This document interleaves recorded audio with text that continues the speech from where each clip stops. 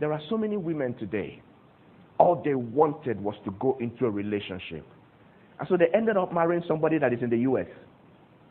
They are married, but they haven't seen their husband for 8 years. They're out there, they're out there in the street. They're driving very nice cars, and you wish you were like them. Do you know how unhappy they are? Long-distance relationships do not fail merely because they are long-distance relationships. But long-distance relationships are expensive to maintain. And it comes with a lot of difficulty, a lot of accountability, a lot of patience. Can you manage it? There are some people that are good with it. There are some people that are not good with it. There are some people you look at them and you call them drama queens. Every little thing, they're all over the place. Even the way they react, you're wondering, is it not a cockroach? But there are people like that. And you see, when you go into a relationship with someone, the intention is not to recreate the person. The intention is to help that person become the best that he or she can be.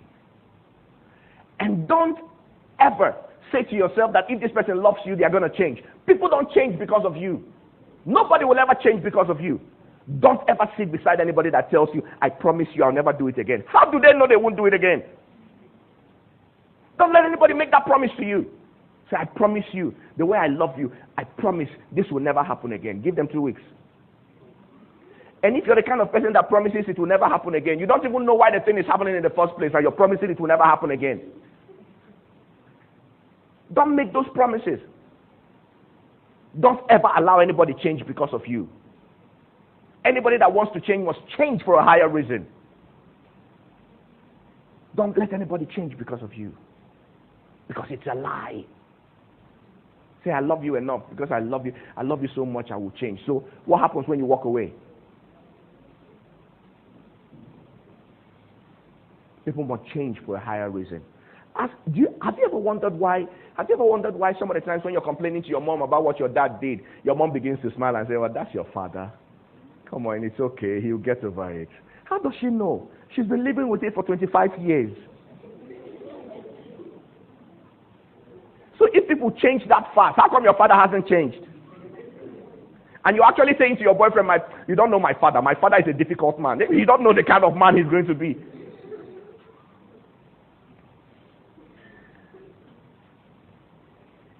You have a misunderstanding with your mom. Your father walks in and he's laughing. And you say, Daddy, why are you laughing? You say, oh, that's your mother. Take it easy. But you should have known your mother by now. And you're wondering. I'll tell you the story. This, it's a story I love to share. Now, one day the devil came to church.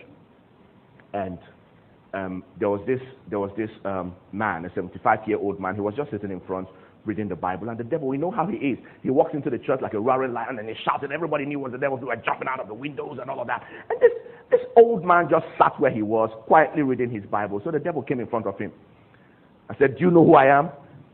He looked up and said, yes, now, but you're the devil. And he went back and continued to read. And then the devil asked him, and you're not afraid of me? You know what the man said to him? So I've been living with your sister for the past 35 years. I know how you guys behave in your house. So I'm not moved by what you're doing.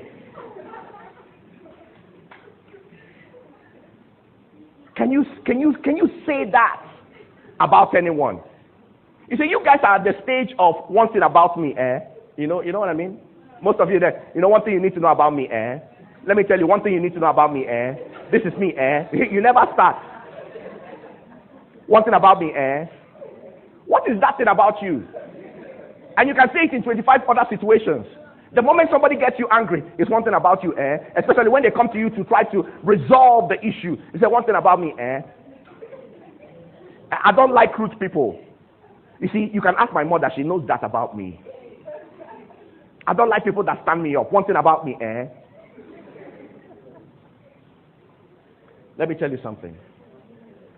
Do you know one of the things that would help you even in your future? Even as you are here, let me tell you, I cannot pretend that it's not possible or that it's possible for one or two of you to get married at 20 or 21 or even 18. It's possible. I've seen it happen at 19.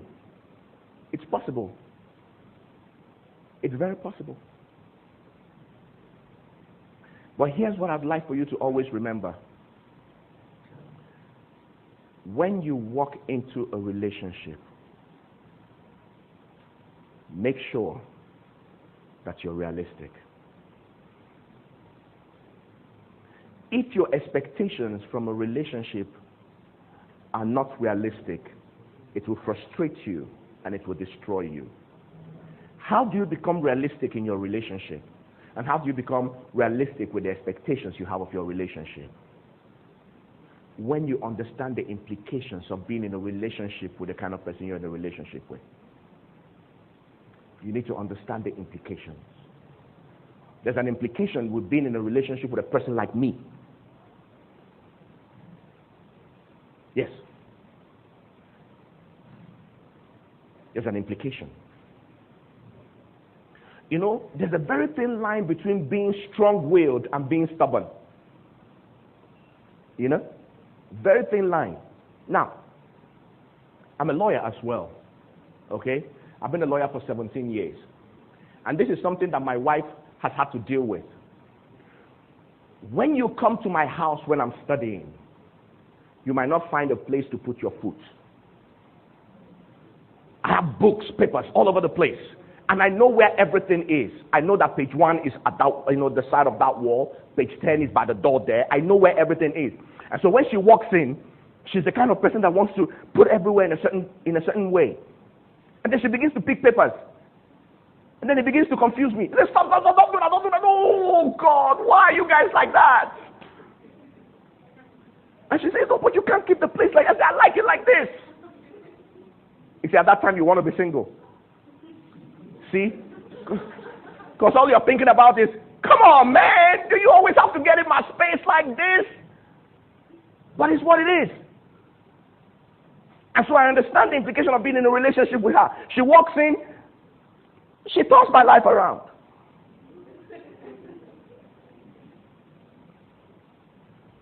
Am I making sense to you? It's what it is. With my wife, you cannot discuss anything reasonable with my wife after 9:30 p.m. You can't. Don't try. She will sleep off. You know, like when when you try to shut down a computer, and then you just watch it go to sleep. That's the way she is. Now it can be very okay, maybe I should put it like this. There is nothing that important after 9:30 p.m. Nothing on the face of God's earth is that important after 9:30 p.m. And so you're coming home looking very serious and you want to discuss something very important. You don't know, man. This is going to take us to the next 5 years of our lives. Lock up. She's gone.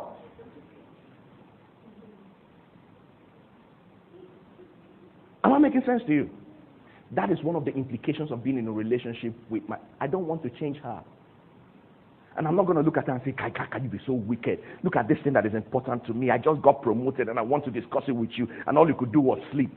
Yes, it's 9:30. Am I making sense to you? But you know, it comes with implications. It means that there are some things I would wish to talk about, but I can't talk about them. And then at 4 a.m., her eyes are as bright as the morning star. 4 a.m. So what do? I have to make adjustments. If it's very important to me and we need to talk about it, wake up at 4. Does that make sense to you? Do you see? Some of you, you're dreaming about marrying men like Majid, John DeMello, Kevin Prince Boateng. Those are the people that you want to marry. But you know something? It comes with implications. Now let me tell you, there are some people, when you marry them, they don't belong to you. Can we discuss reality? Okay. They don't belong to you. How? I'll show you. Entertainers, sports people, politicians, doctors, and pastors. They don't belong to you. You see, those people, it doesn't matter what they do, their phones will ring at 12 midnight. Their phones will ring at 2 a.m. People will always run into them at Accra Mall and want to take selfies. And if you have a struggle with insecurity, you will die before your time. Do you now see? There are implications. Everything you do in life has implications. I'll share this story with you because, it's something I use as locus classicus when I want to discuss issues like this. So, you're in business school. This guy works with Zenith Bank, marketing department. She works with Access Bank, marketing department. They are in love and they want to get married. Marketing department. You know when they close work? Marketing department. So you both close between 6:30 and 7 p.m. before you begin to come home. And then when I ask the man, what expectations do you have in life? What kind of family do you want? Listen to the things he said. He likes to have his food warm. He doesn't like food that is in the freezer. He doesn't like stale food. He wants his food fresh. And he doesn't want any house help taking care of his children. And I told him, stop. Marry a teacher. But when love they ginger you, love they shock you, they ginger you. At that time you'll be saying stuff like, we love each other, we'll be able to work it out. That's a lie. You're not being realistic. That's a lie. You say, now make up your mind the kind of love you want to love. Yeah. Marry a teacher. You know why I told him to marry a teacher? Let me tell you. So they go into that marriage. What's going to happen to the woman? The guy has already made it clear. I want my food fresh. And I don't want a house help taking care of our children. Do you see where the relationship is going? 2 years down the line, the man is going to look her in the eye and say, you need to quit your job. And so there are so many women today that are housewives. They never planned to be housewives. They are taking care of kids, but they are unhappy. They are unhappy housewives. They travel to the U.S. every 6 months, yet they are still unhappy. Why? They have no career. They have no life. And they did that to save their marriage. Because the man had given them an ultimatum. So you bring a woman into your life to destroy her career? To kill her career? Will you let that happen to you? You say, love is worth it. Say, that's the sacrifice you make. Make sure it's the sacrifice you want to make. But don't let it happen to you midstream. Be realistic about your expectations.